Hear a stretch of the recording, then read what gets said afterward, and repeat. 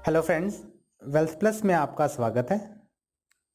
RAM में आपके पास काफ़ी सारे ऑप्शंस अवेलेबल हैं। स्क्वायर, टाइट, थ्रू, जिस तरह का ऑप्शन आपको चाहिए वैसा क्लिक कर दें। जैसे मैंने टाइट पे क्लिक किया तो टाइट इमेज अवेलेबल हो गई।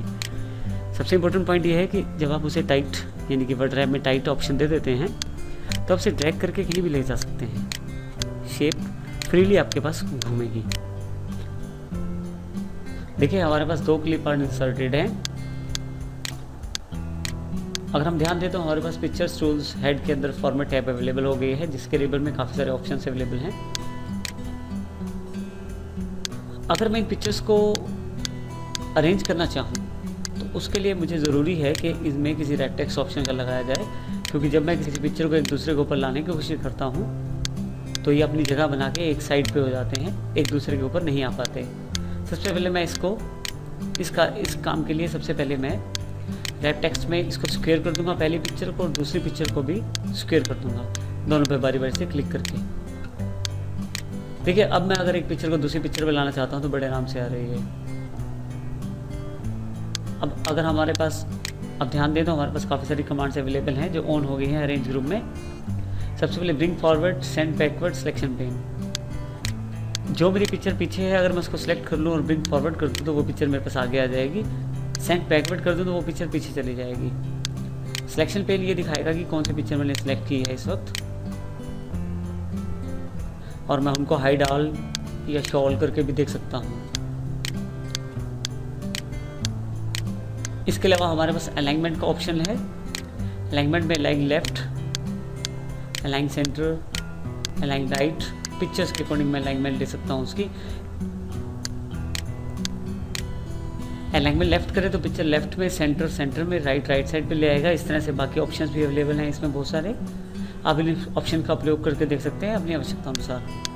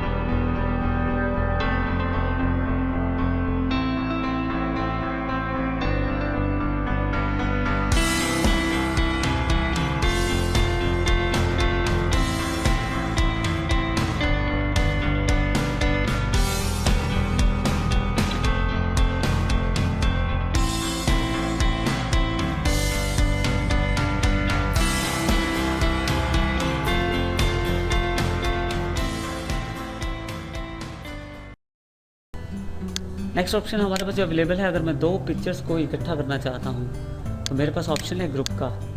इसके लिए मैं दोनों पिक्चर्स को सिलेक्ट कर लूँगा। इसके लिए मैं शिफ्ट का यूज़ कर सकता हूँ। शिफ्ट बटन दबा के पहली और दूसरी पिक्चर दोनों को मैंने सिलेक्ट कर लिया है। फॉर्मेट जो टैब है उस पर आऊँगा और ग्रुप बटन पे क्लिक कर दूँगा। हमारे पास ग्रुप और अनग्रुप 2 ऑप्शन अवेलेबल हैं, क्योंकि अभी ये दोनों पिक्चर्स अलग अलग हैं। जैसे मैं ग्रुप करूँगा तो पिक्चर्स एक हो जाएंगी। अब अगर मूव और कोई भी ऑपरेशन इस पर चलाता हूँ, किसी भी अरेंजमेंट में इसे लेके आता हूँ तो ये एक ही पिक्चर मानी जाएगी। अलग करने के लिए ग्रुप पर जाकर अगर मैं इसे अनग्रुप कर दूं तो दोनों पिक्चर्स अलग अलग हो जाएंगी। देखिए यहाँ दोनों अलग अलग हो गई हैं। मैं इसे घुमा भी सकता हूँ रोटेशन कमांड के द्वारा। अपना क्लिप आर्ट सेलेक्ट करें और यहाँ से जिस तरह के रोटेशन आप चाहते हैं वैसा रोटेशन आप उसे प्रोवाइड कर दें।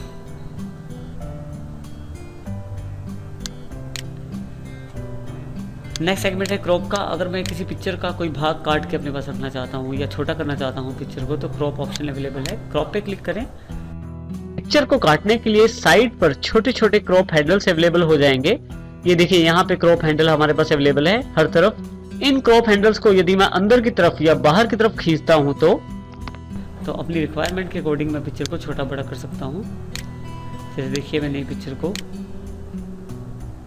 थोड़ा सा छोटा करने की कोशिश की है साइज में। जैसे ही मैं इस पर डबल क्लिक करता हूँ या बाहर क्लिक करता हूँ तो मेरे पास ये पिक्चर क्रॉप होके अवेलेबल हो जाता है। यहाँ से मैं पिक्चर की हाइट विड्थ भी सेट कर सकता हूँ। पिक्चर सेलेक्ट करें और उस पर आप अपने अकॉर्डिंग हाइट और उसकी विड्थ सेट कर दें। तो जो हाइट और विड्थ आपने ली है उसके अकॉर्डिंग आपकी पिक्चर आपके पास अवेलेबल हो जाएगी। ये हमारे साइज ग्रुप्स के अंदर के ऑप्शन थे। इलस्ट्रेशन जो आपका ग्रुप है उसमें लास्ट ऑप्शन हमारे पास अवेलेबल है स्क्रीनशॉट का। किसी भी तरह का स्क्रीनशॉट हम इंसर्ट कर सकते हैं अपने डॉक्यूमेंट में। स्क्रीनशॉट पे जाएं, क्लिक करें, स्क्रीन क्लिपिंग पे क्लिक करें। नॉर्मली आपके ये विंडो की जो बाय डिफ़ॉल्ट डेस्कटॉप स्क्रीन है उसको सिलेक्ट कर लेगा। जिससे उसको स्क्वायर बॉक्स में सिलेक्ट करें या रेक्टेंगुलर बॉक्स में सिलेक्ट करें, वो स्क्रीन आपकी पिक्चर में इंसर्ट हो जाएगी डायरेक्ट। नेक्स्ट ऑप्शन हमारे पास अवेलेबल है वो लिंक्स ग्रुप में है। इंसर्ट टैब के जो लिंक्स ग्रुप है उसमें हमारे पास 3 ऑप्शन अवेलेबल हैं, हाइपरलिंक, बुकमार्क और क्रॉस रेफरेंस। हाइपरलिंक का अर्थ है किसी दूसरी फाइल से लिंक करना, किसी टेक्स्ट को किसी दूसरी फाइल से लिंक कर देना। जैसे कि मैंने इस जो मेरे पास ये टेक्स्ट लिखा हुआ है इसको सिलेक्ट करता हूँ, मैं हाइपरलिंक पे क्लिक करता हूँ। ये मुझसे मेरी फाइल का नाम पूछेगा जिससे मैं लिंक करना चाहता हूँ। जहाँ मैंने अपनी फाइल रखी हुई है उस जगह का एड्रेस देकर और उस पर्टिकुलर फाइल को सिलेक्ट करके मैं ओके कर दूंगा। तो देखिए ये ब्लू कलर का हो गया है, इसका मतलब कि हमारा लिंक तैयार है। आप अगर माउस लेके जाएं तो आपको ये बताएगा तरीका कैसे आप लिंक को खोल सकते हैं और उस फाइल की लोकेशन क्या है। तो आपको खोलने का तरीका है Ctrl+क्लिक। आप कीबोर्ड पे कंट्रोल की दबा के रखें और माउस के साथ इस टेक्स्ट पे क्लिक करें। जब आप हाइपरलिंक पे क्लिक करने के लिए माउस लेके जाते हैं तो उसका आकार हाथ के आकार जैसा हो जाता है, जैसे देखें। अब अगर इस पे मैं क्लिक करता हूं तो वो फाइल जिससे आपने लिंक किया था फाइल आपके सामने आ जाएगी। तो इस तरह से हम हाइपरलिंक जनरेट कर सकते हैं एक फाइल से दूसरी फाइल को लिंक करने के लिए। एक खास बात, जब भी आप किसी हाइपरलिंक को क्लिक करते हैं तो उसका कलर चेंज हो जाता है। जैसे आपका जो ब्लू कलर था वो अब थोड़ा सा कलर चेंज हो गया है उसका। इसका मतलब ये हुआ कि ये आपको ये जानकारी दे सकता है कि इस हाइपरलिंक पे आप पहले से क्लिक कर चुके हैं। लिंक्स पे जो नेक्स्ट ऑप्शन हमारे पास अवेलेबल है वो है बुकमार्क का। बुकमार्क में आप ये याद रख सकते हैं कि आप कौन सी लोकेशन पे थे या कौन सी जगह पे थे अपने डॉक्यूमेंट में। जिस जगह या जिस प्लेस को याद रखना चाहते हैं, जिस टेक्स्ट को याद रखना चाहते हैं उसको सिलेक्ट कर लें। बुकमार्क ऑप्शन पे जाएं, बुकमार्क का टाइटल दें और ऐड कर दें। नेक्स्ट ऑप्शन में याद रखना चाहता हूँ थोड़ा सा नीचे आके जो ये इंपॉर्टेंट सेगमेंट है, फिर से बुकमार्क, इसे मैं सेकंड नाम दे देता हूँ और ऐड पर क्लिक करता हूँ। इस तरह से मैंने अपनी फाइल में 2 बुकमार्क दे दिए। अब किसी भी जगह पे मैं जाके या किसी भी लोकेशन पे फाइल पे जाके मैं बुकमार्क दोबारा खोल के जो मैंने बुकमार्क के लोकेशन सेट किए थे या बुकमार्क के जो नाम सेलेक्ट किए हैं, आप 2 ऑप्शन चला सकते हैं, नाम या लोकेशन। आप फर्स्ट नेम पे आके यानी कि जो आपका पहला नाम है उस पर गो टू का क्लिक कर दें तो आप उस जगह पे चले जाएंगे जो आपने पहला बुकमार्क सेट किया था। इसी तरह से दूसरे पे क्लिक करके गो टू करेंगे तो दूसरे पे चले जाएंगे। आप अगर चाहते हैं कि बुकमार्क हटाना तो डिलीट दबा दीजिएगा, आपका बुकमार्क वहाँ से हट जाएगा। इसमें नेक्स्ट सेक्शन है हमारे पास क्रॉस रेफरेंस। क्रॉस रेफरेंस से हम लोग एक स्थान से डॉक्यूमेंट के अंदर दूसरे स्थान पे जा सकते हैं। क्रॉस रेफरेंस का फ़ायदा ये रहता है ये अपने आप को ऑटोमेटिकली अपडेट कर देता है। आप क्रॉस रेफरेंस इन चीज़ों के लिए यूज़ कर सकते हैं, नंबर आइटम्स, हेडिंग्स, बुकमार्क्स। हम एग्जांपल हेडिंग पे लेके चलते हैं।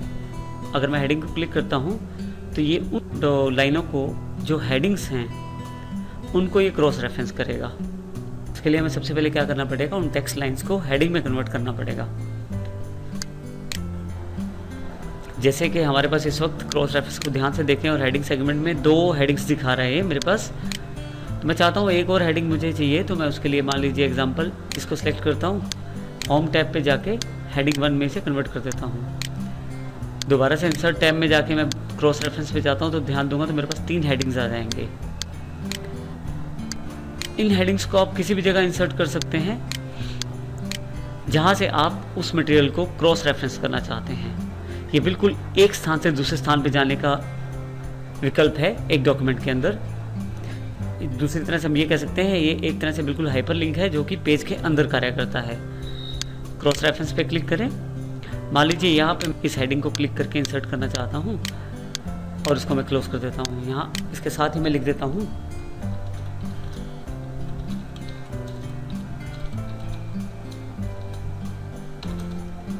For more details. एक आपके सामने वो हेडिंग इंसर्ट हो गया। फिर से अगर आप ध्यान दें तो Ctrl+ क्लिक करके मैं उस जगह पे जा सकता हूँ जिससे ये हमारी लाइन कनेक्टेड हैं। जैसे ही मैं उस पर क्लिक करता हूँ वो मुझे उस पर्टिकुलर हेडिंग पे ले आता है जिस हेडिंग से उसका लिंक था। तो इस तरह से मैं क्रॉस रेफरेंस का प्रयोग कर सकता हूँ अपने डॉक्यूमेंट में, जिससे मैं एक स्थान से दूसरे स्थान पर आसानी से डॉक्यूमेंट में जा सकता हूँ क्रॉस रेफरेंस के द्वारा।